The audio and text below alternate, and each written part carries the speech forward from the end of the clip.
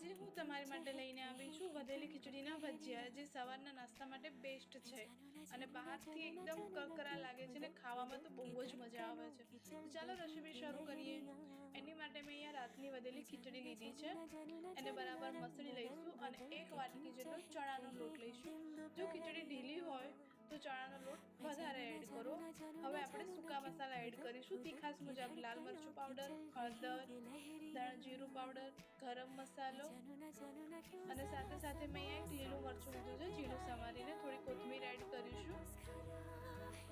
હવે આપણે સાથે સાથે મીડિયમ સાઇઝની કટ કરેલી ઊભી મેં ડુંગળી લીધી છે, એક મોટી ડુંગળી સમારીને લીધી છે। હવે સ્વાદ પ્રમાણે મીઠું એડ કરી અને બરાબર મસળી લઈશું। આમાં બિલકુલ પણ પાણીની જરૂર પડતી નથી, તો પાણી એડ કરવું નહીં।